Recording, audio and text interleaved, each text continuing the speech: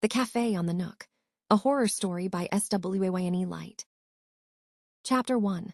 The Cafe on Church Street. Every evening, when the glass towers of Bangalore cast long shadows over the restless traffic, Kavya slipped into a small cafe tucked between a stationery shop and an old church wall. She worked as a software engineer in one of the tech parks, and though her office was always crowded, she carried loneliness like a second skin. The cafe became her hiding place. It wasn't the coffee that kept her coming back. It was the children. Ayan, the cafe owner's son, was 12, loud and curious, often pestering her with questions about. His little sister, Noor, was 7, shy but strangely perceptive. She never spoke much, but when she looked at Kavya, it was with an intensity that unsettled her, as though Noor could see through the facade of her quiet smiles. Weeks slipped by. Kavya began to stay longer at the cafe, helping Ayan with his homework, listening to Noor recite strange little poems she had dreamed.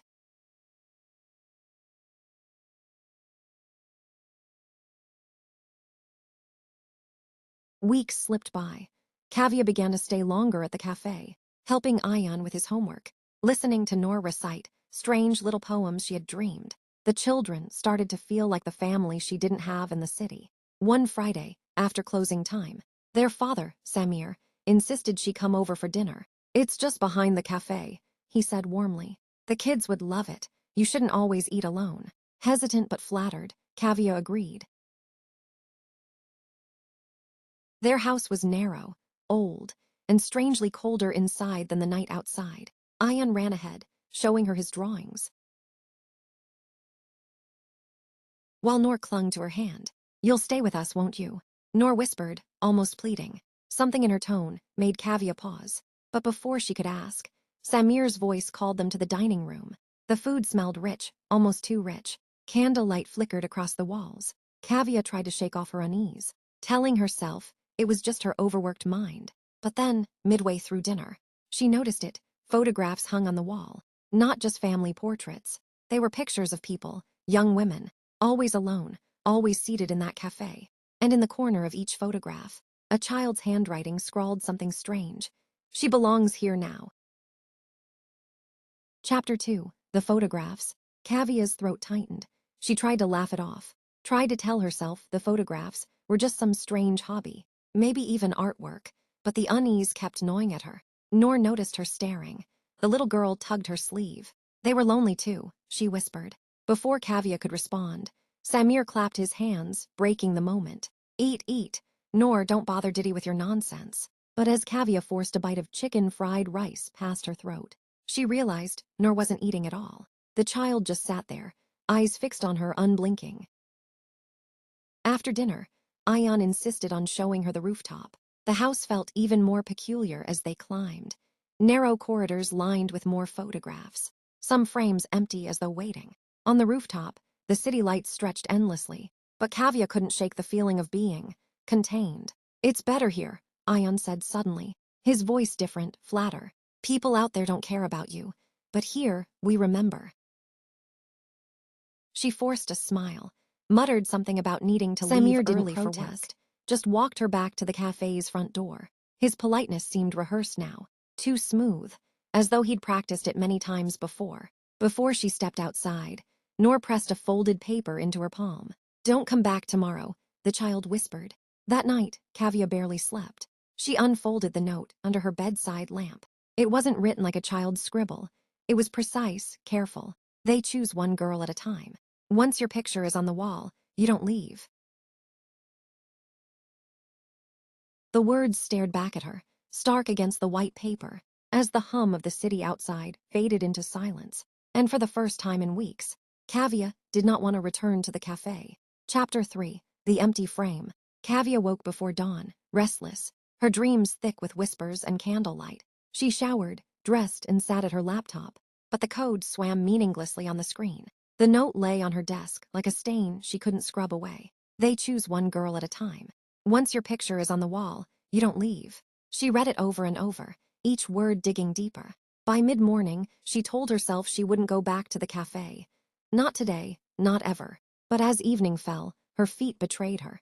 The loneliness pushed her out of the apartment, down the familiar road, toward Church Street, toward the cafe. When she stepped inside, The place felt different.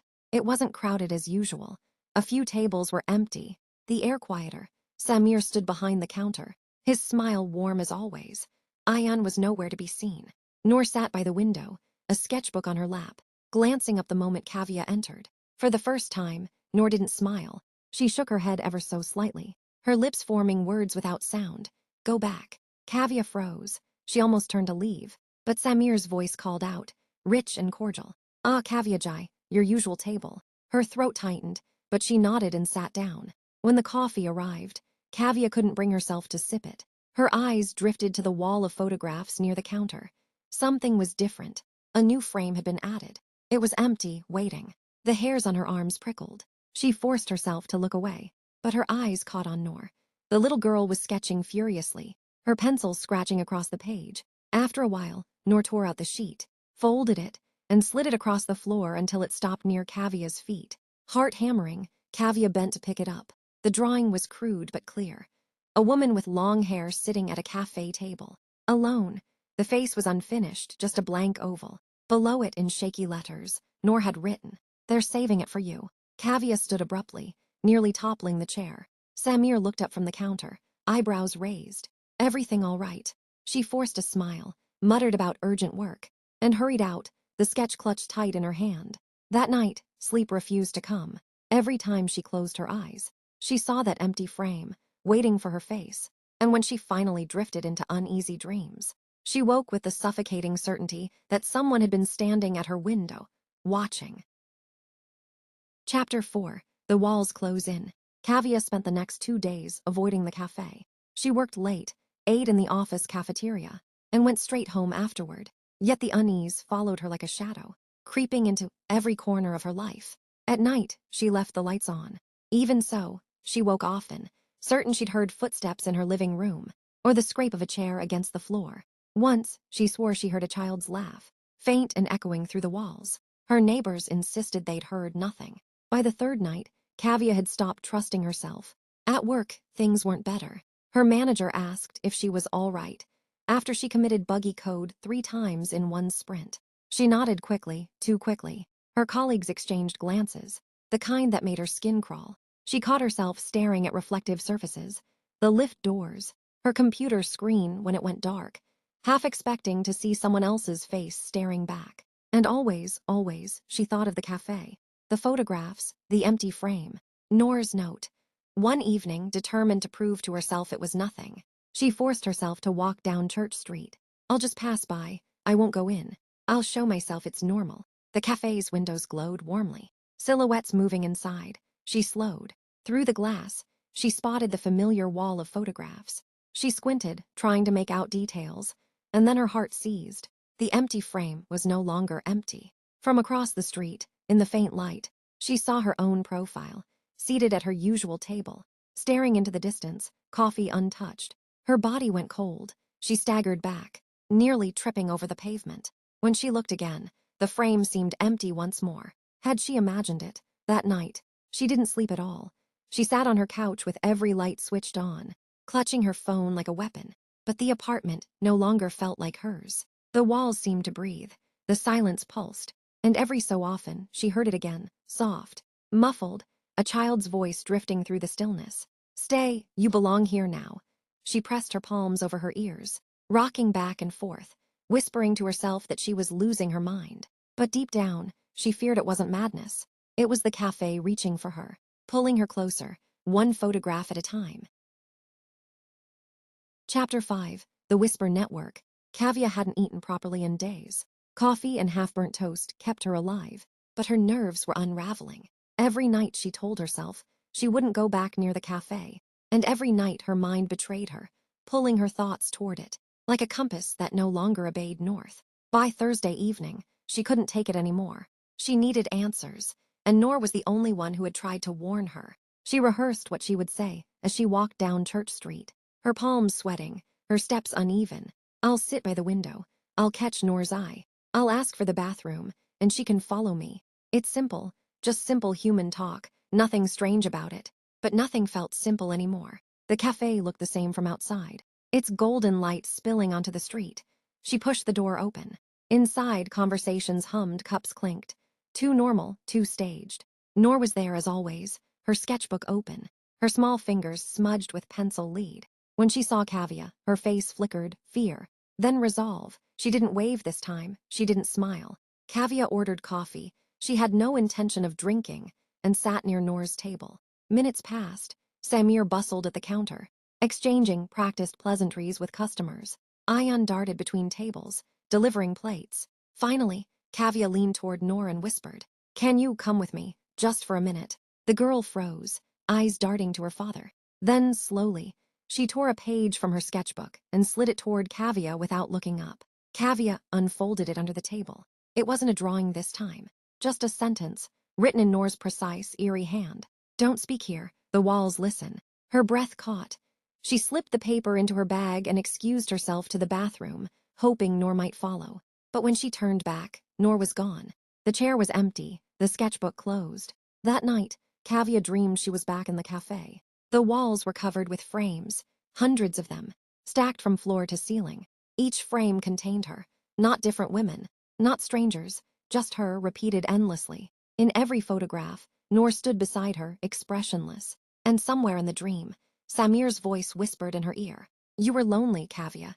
We gave you a place. You belong here now." She woke screaming, drenched in sweat, her apartment dark despite every light being on. For the first time, she wasn't sure she had ever left the cafe at all. Chapter 6. The Frame Fills. The next day, Kavya didn't go to work. She didn't even pretend. Her phone buzzed with messages, manager, teammates, a landlord's reminder for rent. She silenced them all. The only thing that mattered was the cafe. By evening, she gave in. She walked to Church Street in a haze, as if her body was moving without her consent. The cafe glowed like always. The door opened smoothly under her hand. Inside, everything was waiting. Samir at the counter, smiling too widely. Ayan by the tables, eyes bright but empty. And Noor, sitting near the window with her sketchbook closed, staring at her as if she already knew how it would end. Kavya's gaze drifted to the wall of photographs. Her breath stopped. There it was, the empty frame no longer empty. It was her face, perfect, frozen, captured at her usual table with a cup of coffee untouched before her. The same table she sat at now. The room tilted. "See," Samir said softly, stepping out from behind the counter. "You belong here. You always did." Her hands trembled. She tried to speak, to shout, to run, but her body felt heavy, her limbs sinking into the chair, as though the wood had fused to her skin. Noor's eyes filled with tears. She mouthed something across the room. "I'm sorry." The candlelight flickered, though no candles burned. The walls seemed to shift, breathing, closing in. The last thing Kavya remembered was the faint sound of the shutter falling on the cafe's door, locking the night away. The next morning, customers found the cafe open as usual. Samir welcomed them warmly. Ayan laughed and carried plates. Noor sat sketching quietly, and on the wall of photographs, a new frame gleamed in the morning light. A young woman with tired eyes, seated at a cafe table, her coffee untouched. Her name was not written. It didn't need to be. Copyright 2025 by Swayne Light. All rights reserved. No part of this book may be reproduced, stored in a retrieval system, or transmitted in any form or by any means, electronic, mechanical, photocopying, recording, or otherwise, without prior written permission of the author, except in the case of brief quotations, used in critical articles or reviews. Audiobook rights belong exclusively to Swayne Light.